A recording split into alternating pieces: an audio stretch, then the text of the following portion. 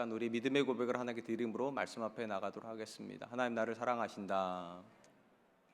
하나님은 내 인생에 크고 비밀한 게 가지고 계신다. 하나님은 오늘도 나와 동행하셔서 그 계획 이루어 주신다. 아멘. 그렇게 될 줄로 믿습니다. 아멘. 창세기 기록은 1장부터 11장까지는 인류의 역사의 시작에 대한 기록을 담고 있다가 12장부터 50장은 그 주제가 이스라엘의 역사의 시작으로 바뀌게 됩니다. 인류의 역사의 출발로 시작된 성경의 역사가 이스라엘 역사로 전환되게 된 가장 중요한 계기가 된 것이 우리가 잘 아는 바벨탑 사건입니다.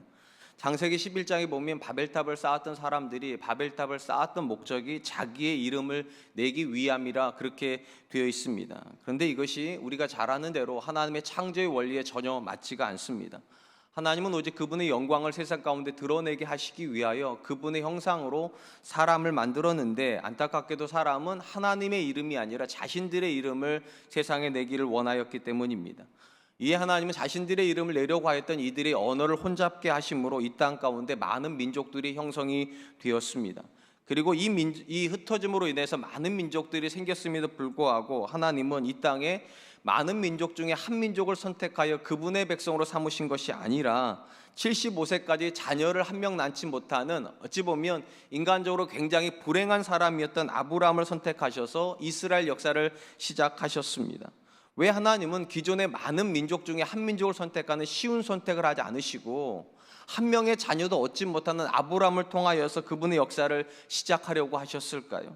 의심이 여지없이 이 땅에 이미 존재했던 많은 민족들의 뿌리에 바벨탑 고백이 들어가 있기 때문일 겁니다. 하나님의 이름이 아니라 우리의 이름을 내자, 이 고백을 하나님께서 기뻐하지 않으셨기 때문에 바벨탑 사건으로 시작된 민족 중에서 한 민족을 선택하지 않으셨을 뿐만 아니라 자기 힘으로 자녀를 얻지 못하는 사람을 선택하셔서 오직 하나님의 이름으로, 오직 하나님의 은혜로만 자녀를 얻을 수 있는 사람으로부터 이스라엘 역사를 시작하셨습니다. 이는 아브라함으로부터 시작된 이스라엘 역사는 나를 드러내는 고백이 전혀 존재할 수 없는 역사임을 우리에게 보여주는 것입니다. 바로 이런 이유에서 하나님께서 이사야 선지를 통하여서 그분의 백성에게 기대하시는 고백이 있다라고 이렇게 말씀하시는 것입니다. 이사야서 43장 21절입니다. 이 백성은 내가 나를 위하여 지었나니 나를 찬송하게 하려 함이니라. 하나님께서 아브라함으로부터 시작된 자기 의가 하나도 존재하지 않는 이스라엘 만드시고 하는 고백이 무엇인가? 나의 찬송, 그러니까 하나님을 드러내게 하기 위해서 그렇게 하셨다 말하는 것입니다. 이러보건대 이 땅의 역사에 많은 사람들이 지금도 존재하고 이전에도 존재했고 앞으로도 존재하겠지만 창세기적 관점에서 보면 딱 두 부류의 사람만 이 땅의 역사에 존재하게 됩니다. 한 부류의 사람들은 오직 자신들의 이름을 세상에 내기 위해서 이 땅을 살아가는 사람들이라면, 또 한 부류의 사람들은 그들의 삶을 통해서 오직 하나님의 이름이 드러나기를 열망함으로 이 땅을 살아가는 사람들입니다. 예수님께서 이 땅에 오셔서 공생애를 시작하셨을 때 우리가 잘 아는 대로 사단으로부터 세 가지의 시험을 당하셨습니다. 첫 번째 시험은 돌로 떡이 되게 하라는 시험이었고, 두 번째 시험은 성전 꼭대기에서 뛰어내리라는 시험이었으며, 세 번째 시험은 사단에게 절함으로 권세를 받으라고 하는 시험이었습니다. 형식으로 놓고 보면 세 가지의 시험을 받으신 것 같지만 사실은 본질은 하나입니다. 누구를 위해서 살 것인가에 대한 시험이었습니다. 사단은 끊임없이 하나님을 위해서 사는 어려운 그런 삶을 선택하지 말고 자기 자신을 위해서 내 이름을 내는 바벨탑의 고백을 가지고 이 땅을 살아가라고 하는 선택을 하라는 것이었습니다. 그리고 이후에 예수님 이후에 이 땅에 오는 모든 사람들도 사실은 똑같은 시험 앞에 놓여 있습니다. 매 순간 사단이 우리에게 질문하는 것입니다. 무엇을 위해서 살 것인가? 그리고 사단의 유혹은 이것입니다. 하나님을 위해서 사는 어려운 삶이 아니라 내 자신을 위해서 사는 편한 삶을 선택하라는 것입니다. 오늘 우리가 만나게 된 본문의 말씀 역시 예수님께서 또 한 번의 시험 앞에 놓여 있습니다. 그분의 이름을 내라고 하는 동생들의 요청 앞에 서 계십니다. 이 이야기의 출발점은 이 초막절이 다가올 때 예수님의 동생들이 예수님에게 요청을 하면서부터 시작이 됩니다. 그들이 이렇게 요구를 합니다. 요한복음 7장 3절로 4절 말씀입니다. 그 형제들이 예수께 이르되 당신이 행하는 일을 제자들도 보게 여기를 떠나 유대로 가소서. 스스로 나타내기를 구하면서 묻혀서 일하는 사람이 없나니 이 일을 행하려 하거든 자신을 세상에 나타내소서 하니, 우리가 예수님의 동생들이 하는 이 말, 유대로 올라가서 당신을 나타내십시오, 이 말을 이해하려면 이 당시 동생들의 눈에 예수님이 어떻게 비춰졌는가를 한번 생각해 볼 필요가 있습니다. 동생들이 알고 있는 예수님은 거의 30년 가까이 목수로 사신 분이십니다. 그런데 어느 날 갑자기 목수였던 예수님께서 목수의 일을 때려치우고 목수에게는 전혀 어울릴 것 같지 않은 랍비 일을 하기 시작합니다. 그리고 동생들의 입장에서는 이거는 전혀 합당하지 않기 때문에 한때는 예수님이 미쳤다 하여 어머니까지 대동하고 가서 예수님을 고향으로 데려가려고 하는 시도도 하였습니다. 근데 특이하게도 분명히 자기들의 눈에는 이상한 일을 하시는 건데, 목수가 합당한 분이 제자들을 키우고 제자들에게 말씀을 전하는 랍비 일을 하니까 이상해 보이는데, 놀랍게도 그런 예수님에게 굉장히 많은 사람들이 따라다니더라는 겁니다.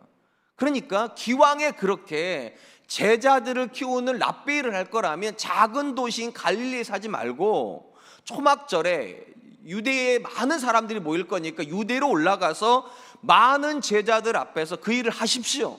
기왕에 할 바라면 크게 한번 하셔서 이름을 떨치십시오. 그렇게 요구했다는 것입니다. 그런데 요한 사도는 이런 제 동생들의 이야기가 왜 그렇게 진행되었는가를 이렇게 그 이유를 설명을 합니다. 요한복음 7장 5절입니다. 이는 그 형제들까지도 예수를 믿지 아니함이러라. 그러니까 요한 사도가 동생들로 하여금 유대로 올라가서 당신의 이름을 내십시오 이렇게 말한 것은 동생들이 예수님을 향해서 이제 믿음이 생겼기 때문에 더 많은 사람들이 당신의 말을 듣기를 원하나이다 이렇게 한 게 아니라 오히려 믿음이 없었기 때문에 그렇게 이야기한 것이라 그렇게 쓰고 있다는 말입니다. 이 말을 조금 더 깊게 생각하면 요한 사도의 관점에서 놓고 보면 예수님의 동생들이 예수님을 향한 믿음의 고백이 있었다면 절대로 예수님에게 자신을 세상에 드러내십시오와 같은 요구는 안 했을 거라는 겁니다. 왜냐하면 이런 고백의 본질이 무엇입니까? 이게 바벨탑의 고백입니다. 자기를 세상에 드러내는 건 절대적으로 바벨탑의 고백인데, 이건 믿음 있는 사람이 누군가에게 요구할 수 있는 그런 것이 아니라는 것입니다. 우리가 잘 아는 것처럼 예수님께서 이 땅에 오셔서 공생애를 시작하셨을 때 그분의 제자들을 부를 때 딱 한 가지의 요구만 하셨습니다. 자기를 부인하라는 것입니다. 예수님께서 말씀하신 자기 부인이 굉장히 깊은 의미를 가지고 있지만 성경의 맥락을 쫓아가 보면 딱 하나의 고백입니다. 바벨탑의 고백을 버리라는 것입니다. 나를 세상 가운데 드러내려고 하는 그런 욕망을 버리고 오직 십자가를 지고 날마다 주님을 쫓아야만 한다. 왜 예수님께서 제자들을 향하여서 자기 부인의 고백을 요구하셨을까? 예수님께서 먼저 그 자기 부인의 고백을 하시고 이 땅에 오셨기 때문입니다. 사도 바울이 빌립보에서 이런 고백을 합니다. 빌립보서 2장 5절로 8절 말씀입니다. 너희 안에 이 마음을 품으라. 곧 그리스도 예수의 마음이니 그는 근본 하나님의 본체시나 하나님과 동등됨을 취할 것으로 여기지 아니하시고 오히려 자기를 비워 종의 형체를 가지사 사람들과 같이 되셨고 사람의 모양으로 나타나사 자기를 낮추시고 죽기까지 복종하셨으니 곧 십자가에 죽으심이라. 바울 사도는 예수님께서 하나님과 동등한 분, 그러니까 성부 하나님이시고 예수님은 성자 예수님이시기 때문에 동등한 분이시기 때문에 얼마든지 자기를 주장할 수 있는데, 쉽게 말하면 자기를 드러내실 수 있는데 예수님께서 이 동등된 권리를 포기하시고 자기를 절대로 드러내지 못하는 종의 형태를 가지고 이 땅에 와서 자기를 드러내는 일을 하신 것이 아니라 하나님을 세상에 드러나는 그 일을 하셨다. 이것이 예수님이 요구하시는 사실은 자기 부인의 본질입니다. 자기를 주장할 수 있는 분조차도 자기를 주장하지 않으셨기 때문에 그분을 따르는 모든 제자들도 역시 마땅히 자기를 포기함으로 예수님을 쫓아야 된다는 것입니다. 그런 관점에서 놓고 보면 예수님을 향하여서 자기를 드러내십시오라고 하는 예수님의 동생들의 고백은 절대로 믿음일 수 없는 것이고요. 또한 자기를 부인하고 이 땅에 오신 예수님을 쫓아가는 제자들이 자기를 주장하는 것도 역시 믿음일 수가 없습니다. 모든 믿음은 철저하게 자기 부인이어야만 합니다. 나를 위해서 존재하는 것이 아니라 오직 하나님과 그분의 뜻을 이루는 종으로 이 땅을 살겠다. 이것이 제자도의 가장 기본 중의 기본이기 때문입니다. 시편 115편에 보면 세상에 있는 사람들이 전혀 이해하지 못할 법한 고백이 하나가 나옵니다. 시편 115편 1절 말씀입니다. 여호와여, 영광을 우리에게 돌리지 마옵소서. 우리에게 돌리지 마옵소서. 오직 주는 인자하시고 진실하심으로 주의 이름에만 영광을 돌리소서. 자신의 이름을 세상에 드러내기를 정말로 좋아하는 사람들 입장에서 놓고 보면 이 본문의 말씀은 참 불편합니다. 왜냐하면 115편의 시인이 하는 이야기가 뭐냐? 영광을 우리에게 절대로 돌리지 마십시오. 우리가 세상에서 만나는 대부분의 사람들의 삶의 이유가 뭡니까? 영광이 내게 돌려지기 위함입니다. 더 많은 사람들이 나를 칭찬하고, 더 많은 사람들이 나를 인정해주고, 더 많은 사람들이 자기 앞에 고개를 숙일 때 삶의 보람이라는 걸 느낍니다. 그런데 본문에서 시편 115편의 저자가 하는 이야기가 뭔가? 영광을 우리에게는 절대로 돌리지 마시라고. 그렇게 되는 게 너무 싫다는 거죠. 우리가 잘 아는 것처럼 세상에 있는 사람들이 종교 생활도 합니다. 그러면 그들의 종교 생활의 목적이 뭡니까? 신의 영광을 더 드러내기 위함입니까? 아닙니다. 그들이 종교를 필요하는 이유는 다 하나예요. 자기 힘으로 오를 수 있는 지점보다 더 높은 지점에 올라가서 더 많은 것을 내 마음대로 하고 싶어서 그들은 신적인 존재를 원하는 것인데, 시편 115편에서 저자가 요구하는 기도의 제목은 무엇입니까? 자기 부인입니다. 내가 아무리 유능한 사람일지라도, 그래서 많은 일이 되어질지라도 영광이 내게는 돌리지 마십시오. 영광을 우리에게는 절대로 돌리지 마십시오. 무엇을 두려워하는 겁니까? 영광이 나에게 돌아오는 걸 두려워합니다. 왜 이걸 두려워하는 겁니까? 이 고백이 바벨탑의 고백이기 때문입니다. 하나님을 떠난 세대들이 썼던 역사의 바벨탑의 시작이 자기의 이름, 우리의 이름을 내자 였는데, 시편 115편의 저자가 고백하는 것은 무엇인가? 나는 그런 고백과 같은 삶을 살기를 원하지 않는다는 것입니다. 그렇기 때문에 철저하게 기도합니다. 두 번에 걸쳐서 영광을 우리에게 돌리지 마십시오. 이것은 신앙의 고백일 수 없기 때문입니다. 사랑하는 성도 여러분, 이 시대를 살아가는 사람들이 교회를 다니건 교회를 다니지 않던 간에 공이 좋아하는 고백이 있다면 무엇일까요? 그나마도 성공의 고백일 것입니다. 그렇다면 무엇이 성공입니까?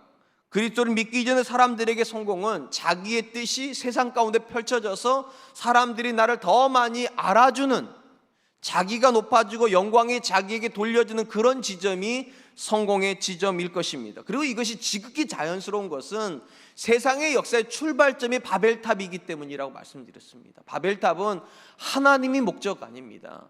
내가 목적이고 우리가 목적이고 사람이 목적입니다. 그렇다면 예수 그리스도에서 거듭난 성도의 성공의 고백은 무엇일까요? 성경은 절대로 세상에서 내가 더 높아지고 사람들이 나를 더 많이 알아주는 걸 성공이라고 고백하지는 않습니다. 정반대입니다. 내가 죽고 내 삶에서 그리스도가 드러나는 것입니다. 이게 성경이 말하는 가장 큰 성공입니다. 그래서 바울 사도가 늘 원했던 것이 무엇입니까? 이제는 내가 사는 것이 아니기를, 나를 통해서 오직 그분만이 드러나기를. 그런 점에서 성도에게 있어서 가장 무서운 적이 무엇일까요? 우리는 많은 경우 우리가 가장 무서워하는 지점이 실패의 지점일까라고 생각을 합니다. 맞습니다. 실패의 지점은 어려운 지점인 건 맞습니다. 그러나 실패가 두렵지는 않습니다. 왜냐하면 실패의 현장에서는요, 바벨탑의 고백이 나올 수 없기 때문입니다. 실패를 하면 그건 내 뜻이 실패한 거예요. 그러니까 바벨탑의 고백에서 가장 멀리 있는 겁니다. 그러면 바벨탑의 고백에 가장 가까운 지점이 어느 지점이냐? 성공의 지점입니다. 성공을 하면 사람들은 하나님이 그 일을 하셨음에도 불구하고 마치 사람이 한 줄 알고요, 목사에게 주목을 하고요, 성도에게 주목을 하고요, 그 일을 한 사람에게 주목을 합니다. 그래서 성도에게 있어서 가장 무서운 지점은 어려운 지점이 아니라 잘 되는 지점입니다. 그래서 115편 시편 기자가 말하는 거예요. 하나님, 혹시라도 내가 성공의 지점에 서 있더라도 영광을 내게는 절대로 돌리지 마십시오. 오직 영광이 하나님께만 있기를 원하나이다. 정말 우리가 믿음 있는 사람이라면 우리는 성공을 두려워해야 됩니다. 그것이 우리에게 불편을 가져오는 게 아니에요. 사실은 분명하게 편안을 가져오고 기쁨도 가져오는 건 맞는데, 그 성공 때문에 굉장히 많은 사람들이 바벨탑의 고백으로 돌아가 버리기 때문입니다. 거기에는 매력이 있어요. 어떤 사람도 자기를 알아주는 게 싫은 사람 있습니까? 어떤 사람도 자기가 편한 삶을 사는 게 싫은 사람 있습니까? 없어요. 그래서 성공하면 나태해지게 되어 있습니다. 성공하면 긴장의 끈이 풀리게 되어 있습니다. 그래서 성공하면 그래서 자연스럽게 내가 그 성공의 모든 영광을 가져가고 싶어 하는 것입니다. 그러나 기억하십시오. 신앙의 본질 중에 본질이 무엇입니까? 자기 부인입니다. 내가 주인공이 되는 그런 신앙은 없습니다. 그렇기 때문에 예수님께서 안 올라가신다고, 내 이름을 드러내는 그런 초막절을 위해서는 안 올라가겠다고 제 동생들에게 이야기를 하는 것입니다. 한편 예수님은 초막절을 맞이하여 유대로 올라가는 동생들의 이야기를 거절하시면서 이렇게 이야기를 하십니다. 요한복음 7장 6절로 8절입니다. 예수께서 이르시되 내 때는 아직 이르지 아니하였거니와 너희 때는 늘 준비되어 있느니라. 세상이 너희를 미워하지 아니하되 나를 미워하나니 이는 내가 세상의 일들을 악하다고 증언함이라. 너희는 명절에 올라가라. 내 때가 아직 차지 못하였으니 나는 이 명절에 아직 올라가지 아니하노라. 예수님 동생들의 요구를 들으시면서 뭐라고 말씀하시는가? 내 때는 아직 이르지 않아서 나는 이 명절에는, 그러니까 초막절은 올라가지 않겠다고 말씀하시면서 상대적으로 동생들한테 뭐라고 말하는가? 너희의 때는 늘 준비되어 있으니 너희는 이 명절에 올라가라. 일단 본문에서 예수님께서 말씀하시는 내 때, 예수님의 때가 언제인가에 대해서는 대체적으로 한 가지 의견으로 모아집니다. 예수님이 십자가를 지시는 때입니다. 그리고 그분의 때의 기준으로 놓고 보면 예수님이 이 초막절에 십자가를 지시는 것이 아니라 그 다음 명절인 6월절에 십자가를 지시기 때문에 이 명절에는 예루살렘에 안 올라가시겠다는 식으로 말씀하시는 거예요. 그리고 상대적으로 동생들을 향해서는 뭐라고 말씀하시는 겁니까? 너희한테는 명절이 열려 있다고, 그러니까 너희는 올라가라고. 일단 이 동생들의 이야기를 조금 살펴보고 뒤에 살펴보고 이 본문상의 흐름을 놓고 보면 특이한 점을 하나 발견하게 됩니다. 예수님은 분명히 뭐라고 말씀하셨는가? 나는 이 명절에는 아직 올라가지 않겠다. 우리 성경이요, 번역을 아직 올라가지 않겠다 이렇게 번역을 하고 있지만 대부분의 성경은요 아직이란 말을 번역 안 합니다. 이 명절에는 올라가지 않겠다라고 말씀하셨습니다. 그런데 그 다음에 보면 예수님께서 조용히 올라가셨습니다. 그러면 분명히 안 올라가시겠다고 해놓고서는 애들 말처럼 뻥치신 겁니까? 이런 말하면 안 되는데 동생들을 기만하신 겁니까? 아닙니다. 오히려 본문에서 예수님께서 하시려고 하셨던 말씀에는 분명한 목적이 있어요.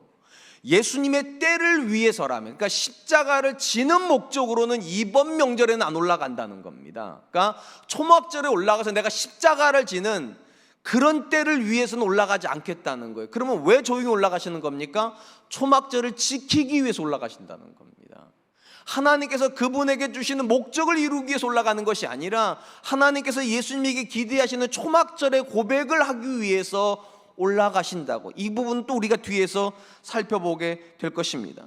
우리가 본문에서 주목하려고 하는 건 예수님께서 지금 두 가지의 때에 대한 이야기를 하고 계시다는 거예요. 하나는 예수님의 때이고 또 하나는 동생들의 때입니다. 그리고 예수님의 때는 항상 있지 않고 정해져 있고 동생들의 때는 늘 준비되어 있기 때문에 너희가 원하는 일을 하기 위해서라면 얼마든지 초막절에 올라가라고 그렇게 이야기를 하는 것입니다. 그렇다면 여러분, 왜 동생들의 때는 늘 준비가 되어 있는 것입니까? 이 말에 근거가 되는 고백이 이런 겁니다. 세상이 너희를 미워하지 아니한다. 그러니까 세상이 너희를 미워하지 않기 때문에 너희가 얼마든지 세상에 가서 너희가 원하는 일을 할 준비가 되어 있는 것이다. 예수님께서 왜 이런 식으로 얘기하는가는 요한복음 뒤쪽에 가보면 세상이 미워하는 존재들이 어떤 존재인지에 대한 고백을 만나면 우리가 이해하게 됩니다. 요한복음 15장 19절 말씀입니다. 너희가 세상에 속하였으면 세상이 자기의 것을 사랑할 것이나 너희는 세상에 속한 자가 아니요 도리요 내가 너희를 세상에서 택하였기 때문에 세상이 너희를 미워하느니라. 그러니까 예수님의 관점에서는 세상이 누구를 미워하는가? 예수님에게 속해 있는 사람을 미워합니다. 그럼 미워하지 않는 존재는 어떤 존재들입니까? 세상에 속하여 있는 존재들은 미워하지 않습니다. 그리고 예수님의 동생들을 향해서 뭐라고 말씀하셨습니까? 너희가 세상이 너를 미워하지 않는다는 말은 예수님의 관점 놓고 보면 예수님의 동생들은 예수님에 속해 있는 사람들이 아니라 세상에 속해 있는 사람들이고, 세상에 속해 있는 사람들이기 때문에 자기들을 펼칠 때 사단이 방해를 안 한다는 겁니다. 세상에 속해 있는 사람들에게 사단은 절대로 방해하지 않습니다. 왜냐하면 그들의 고백의 본질이 사단이 원하는 고백이기 때문입니다. 자기의 뜻을 내므로 하나님께 멀어지는 그 일을 왜 사단이 방해를 하겠어요? 그러니까 말을 하는 거예요. 너희 때는 항상 준비되어 있다고. 너희가 원하는 일을 막을 존재는 아무도 없으니까 원한다면 언제든지 너의 일을 해라. 그렇다면 왜 예수님에게는 때가 딱 정해져 있는 겁니까? 예수님이 하시려고 하는 일은 사단이 방해하는 일이기 때문입니다. 사단이 가장 싫어하는 고백이 뭡니까? 하나님의 뜻이 이루어지는 것입니다. 그리고 예수님은 그 하나님의 뜻을 이루려고 작정을 하고 있고, 이 하나님의 뜻은 내가 원한다고 언제든지 이루어지지 않습니다. 왜냐? 사단이 계속 방해할 것이기 때문에. 오직 언제만 이루어지는가? 하나님이 정하신 시점, 우리가 말하는 것처럼 하나님이 인도하시고 하나님이 계획하신 그 지점에서만 하나님의 뜻은 이루어지기 때문에 예수님이 이렇게 말씀하시는 거예요. 하나님께서 나를 통해서 이루시려고 하는 그분의 뜻이 아직 이룰 때가 안 됐다. 왜냐하면 사단이 계속 방해하고 있으니까. 그러니까 너희는 방해를 하고 있지 않으니까 너희는 올라가라고.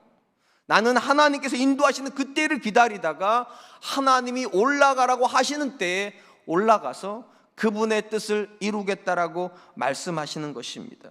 그런 점에서 반드시 기억해야 될 건 이것입니다.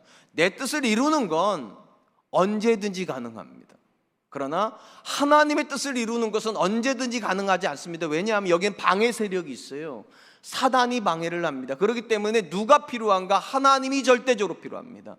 하나님의 뜻을 이루는 데에서는 하나님이 절대적으로 필요합니다. 그래서 그분의 때에 관심을 가져야 돼요. 일단 이 부분에서 우리가 분명히 알 수 있는 것이 하나가 있습니다. 우리가 일반적으로 생각하는 것과 예수님께서 말씀하시는 이 때에 대한 기준에서 굉장히 우리는 상반된 관점을 예수님과 가지고 있다는 것입니다. 무슨 말인가 하면 많은 경우 우리는 성공은 늘 할 수 있다고 생각하지 않습니다. 성공은 특정한 때가 있다고 생각을 하고, 반대로 하나님의 일은 언제든지 할 수 있다고 생각합니다. 사실은 예수님은 반대로 얘기하시는데 우리는 또 이걸 반대로 이해를 합니다. 그러다 보니까 어떤 문제가 벌어지는가? 성공할 때가 있기 때문에 항상 성공에 집중하려고 합니다. 그리고 하나님의 일은 언제든지 할 수 있으니까 뒤로 미룹니다. 대표적으로 우리 자녀들이 고등학교만 들어가면 제일 먼저 부모들에게 떠오르는 건 20대의 나이에 내 자녀들이 하나님을 만나야 된다? 그러지 않지요. 고등부 들어가면 제일 먼저 나오는 단어가 뭡니까? 고등학교 때는 공부해야 되고 대학교 가야 된다고. 그렇기 때문에 공부와 대학교를 위해서라면 신앙은 잠시 뒤로 미룰 수도 있다. 심지어 일정 시간 동안은 신앙을 포기해도 된다고 생각을 합니다. 왜냐하면 신앙생활은 대학교 가서 해도 되니까. 대학은 지금 가야 되지만 우선순위가 당연히 때가 정해져 있는데 맞춰져 있는 겁니다. 언제든지 할 수 있는 건 뒤로 밀리는 거예요. 심지어 예수님이 잘 믿는 아내를 두고 있는 남편들의 이야기를 한 번만 들어보세요. 아내들이 뭐라고 그럽니까? 여보, 다른 아내들은 내 친하게 지내는 그 부인 권사님은 옆에 남편 탁 주고 같이 예배 드리는데 내가 뒷모습만 봐도 눈물이 난다고. 나도 남편이 있는데 한 번만 좀 교회 가자. 가서 좀 나도 당신이랑 하나님 앞에 예배 좀 드려보자. 그럼 남편들이 뭐라고 그럽니까? 쓸데없는 소리 이렇게 말하는 남편도 있어요.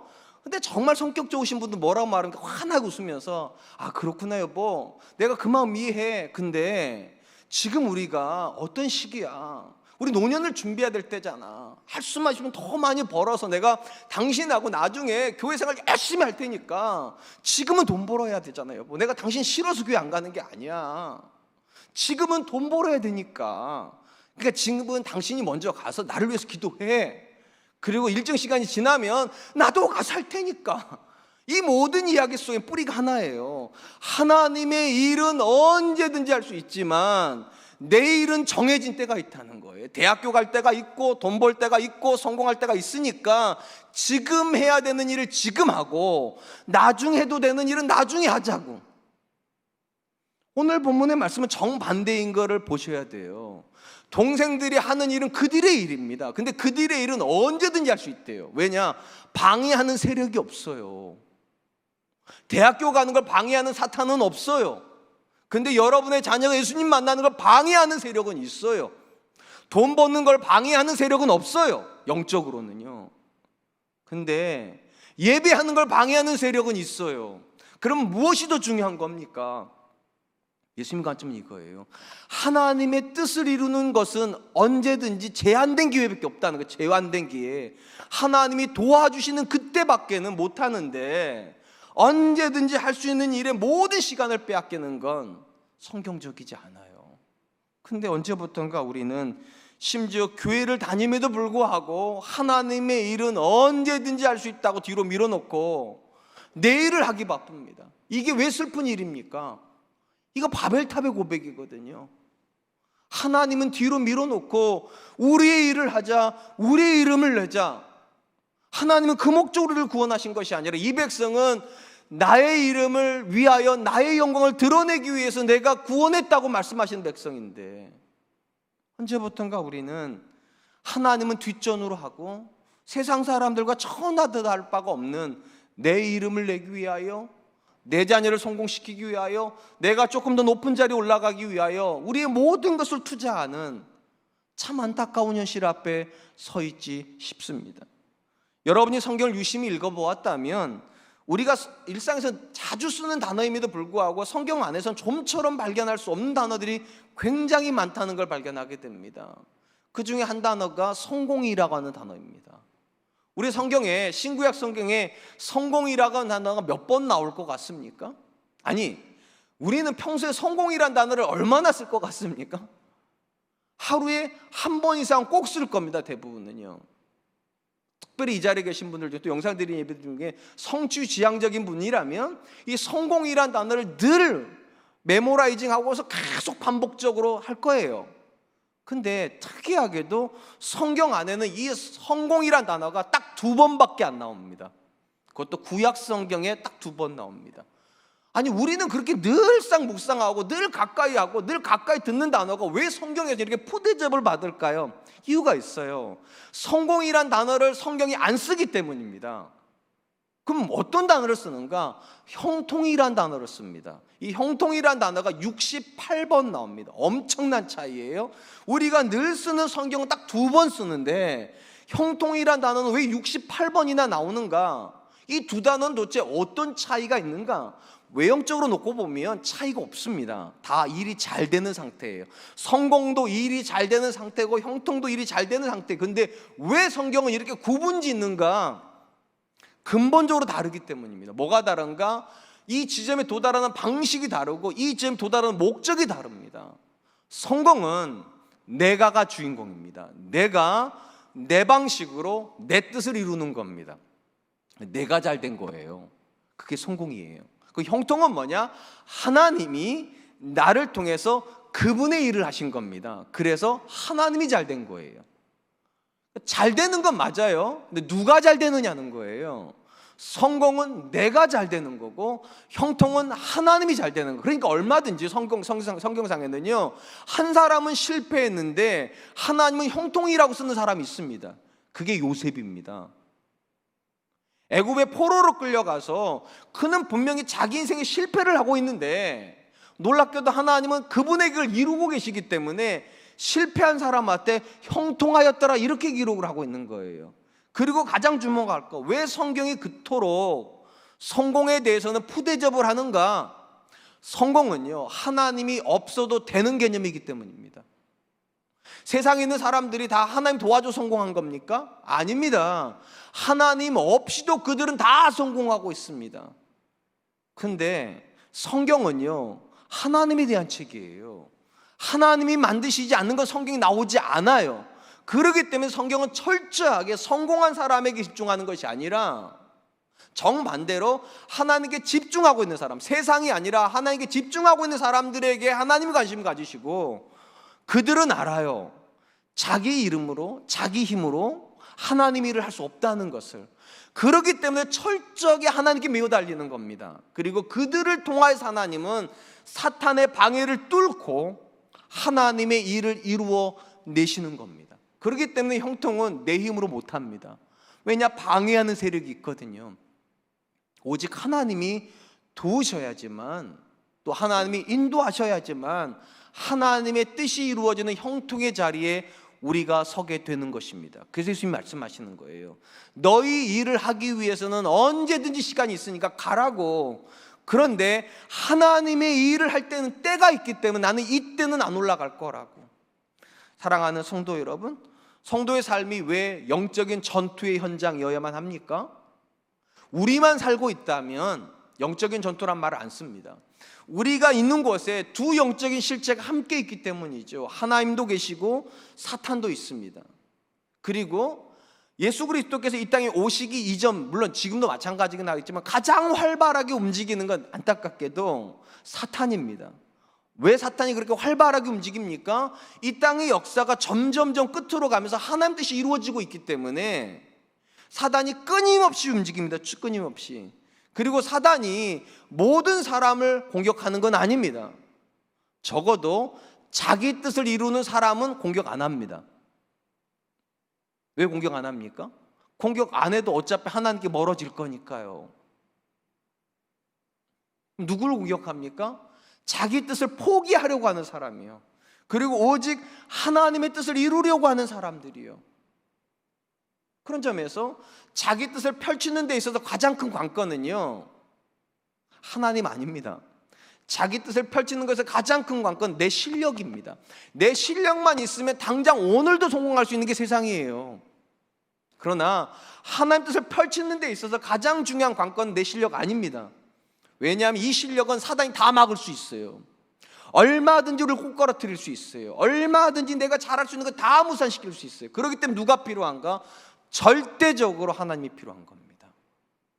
그렇기 때문에 그분의 때가 있어요. 하나님이 나를 도와주시는 때가 있어요. 하나님 나를 인도하시는 때가 있어요. 문제는 내가 그걸 몰라요. 그렇기 때문에 영적으로 매 순간 깨어 있어야 돼요. 하나님이 어느 때에 그분의 일을 이루실지 우리가 모르기 때문에. 누가 성도입니까? 얼마든지 할 수 있는 내 뜻을 이루는데 목숨 거는 사람이 아니라 내 힘으로는 도무지 할 수 없는 그분의 뜻을 이루는 일에 관심 가지고 있는 사람, 그 사람이 하나님의 사람인 줄로 믿습니다. 저는 우리 사랑과 은혜교회 성도님들이 그런 분들 되셨으면 좋겠습니다. 마지막으로 본문에서 살펴보려고 하는 것은 예수님께서 분명히 초막절에는 예루살렘에 올라가지 않겠다고 말씀하셨는데 왜 뒤쪽에 가보면 다시 초막절에 조용히 예루살렘에 올라갔는가에 대한 부분입니다. 앞에서도 말씀드렸듯이 예수님께서 초막절에 안 올라가시겠다는 건 두 가지 이유 때문입니다. 하나의 목적 때문이에요. 동생들이 말하는 그 목적, 나를 세상에 드러내는 목적으로는 올라가지 않겠다, 이게 첫 번째고, 두 번째 시기의 문제라고 말씀드렸어요. 그 목적, 그러니까 시기적으로 예수님께서 십자가를 지시는 시점이 초막절은 아니기 때문에 십자가를 지시는 목적으로는 올라가지 않겠다, 이렇게 말씀을 하셨어요. 그런데 이후에 예수님께서 초막절에 올라가십니다. 왜 그러셨는가가 이제 오늘 우리가 마지막으로 살펴볼 본문의 내용입니다. 일단 이 부분을 살펴보기 전에 먼저 우리가 주목할 부분은 동생들이 초막절에 예수님에게 올라가셔서 자기를 드러내십시오라고 말했던 이 고백은 초막절과 굉장히 안 어울린다는 고백이라는 부분입니다. 우리가 이 부분을 이해하려면 유대인들이 지키는 명절이 어떤 건지를 좀 알 필요가 있습니다. 레위기 23장에 보면 모든 유대인들이 1년에 3차례 큰 명절을 지키는 걸로 나옵니다. 첫 번째 명절은 출애굽한 날을 기념하는 유월절 명절이고, 두 번째 명절은 하나님께서 우리의 죄를 속해 주신 대속죄일, 속죄 날을 기념한 대속죄일이고, 세 번째 날이 오늘 본문에 나오는 초막절입니다. 이 초막절은 1년의 마지막 추수를 하고 나서 지키는 절기이기 때문에 장막절이라고도 부릅니다. 그러니까 엄밀히 말하면 장막절이 아니라 수장절이라고도 불립니다. 그러니까 초막절 또는 장막절 또는 수장절이라 부르는데, 왜 초막절, 장막절이라 부르는가? 이 모든 곡식을 수장 넣어놓고 창고에 넣어놓고 장막 또는 초막을 짓고 지키는 절기이기 때문에 초막절 또는 장막절이라고 그렇게 불렀던 것입니다. 한 번만 생각해 보세요. 1년 중에 이 초막절 절기는요 가장 풍성한 절기입니다. 왜냐? 모든 마지막 축수를 하고 나서 창고에다가 그득그득 곡식을 딱 집어넣고 문을 딱 닫은 다음에 지키는 절기가 초막절이기 때문입니다. 그럼 상식적으로 생각을 해보면 1년 중에 가장 풍성한 날에는 뭐를 해야 됩니까? 잔치를 해야 될 것 같습니다. 부어라 마셔라 즐기자, 올 한 해는 우리가 풍년이 들었다, 이래야 될 것 같은데, 이 가장 풍요로운 시기에 하나님께 일주일 동안 어떤 명령 주시는가? 초막 안에 거하라는 겁니다. 집 나와서 집에서 살지 말고 초막을 짓고 일주일을 살으라고. 그리고 그 이유를 이렇게 말씀을 하십니다. 레위기 23장 43절, 이는 내가 이스라엘 자손을 애굽 땅에서 인도해 내던 때에 초막에 거주하게 한 줄을 너희 대대로 알게 함이니라. 나는 너희의 하나님 여호와이니라. 하나님께서 이스라엘이 가장 부유한 시점에 그들이 반드시 기억하고 했으면 좋겠다고 하는 과거를 회상시키시는 거예요. 너희가 초막에 살던 사람들이라고. 왜 이걸 기억시키는가? 지금 그들은요 집을 짓고 사는 사람들이거든요. 지금 그들은요 배고픈 사람들이 아니라 부유함이 넘치는 사람들이에요. 그리고 하나님이 질문하시는 거예요. 너희의 그 풍요롭고 너희의 그 따뜻하고 너희의 그 안락한 집은 누가 준 거냐? 너희 곡식이 그렇게 가득가득 들어가 있는데 그 곡식은 누가 준 거냐? 너희의 삶에 있는 그 모든 편안함은 누가 준 거냐? 너희는 본래 애굽에서 종살이 했던 사람들이라고. 너희는 본래 출애굽을 하고 나서 땅 한 평이 없어서 집을 못 짓고 초막에 살고 있는 사람들이었다고. 본질을 기억하라고. 너희의 너희됨은 너희의 수고도 아니고 너희의 잘남도 아니고 절대적인 하나님의 은혜라고. 이걸 기억하는 절기가 초막절입니다. 그러니까 초막절의 고백의 핵심은 내가 나를 만들었다가 아니라 하나님이 우리를 만드셨다는 거예요. 그러니까 누가 높아져야 되는 겁니다. 초막절에는 하나님이 높아져야 되는 겁니다. 그래서 가장 부유한 시절에 초막에서 나무 끊어다가 집 짓고 일주일 동안 불편하게 살면서 이렇게 고백하라는 거예요. 나 된 것은 하나님의 은혜로 된 것입니다. 절대적으로 이건 하나님이 하신 겁니다. 이게 초막절의 고백이에요. 자, 이 초막절의 고백을 가지고 다시 예수님과 동생들의 이야기를 한 번만 들여다보세요. 동생들이 예수님께 뭘 요구했습니까? 당신을 드러내십시오. 예수님이 거절하셨어요. 왜 거절하시는 겁니까? 동생들의 고백은 초막절이랑 같이 갈 수 없는 고백이에요. 다른 절기에는 자기를 드러낼 수 있을지 모르겠어요. 근데 적어도 초막절의 고백은요, 내가 없어요. 이스라엘은 다 노예였어요. 이스라엘은 땅 한 평 없어서 집 하나 지을 수 없는 그런 형편없는 사람들이었는데, 어느 날 보니까 땅도 가졌고 집도 지었고 곡식도 가졌고 모든 편안함을 다 누리고 있는데 질문하는 거죠. 이게 다 어디서 왔나? 하나님의 대답 무엇입니까? 장막으로 고백하라는 겁니다. 장막으로. 너희는 본래 이 장막에 살았던 사람이라고. 누가 너희한테 집 주었느냐?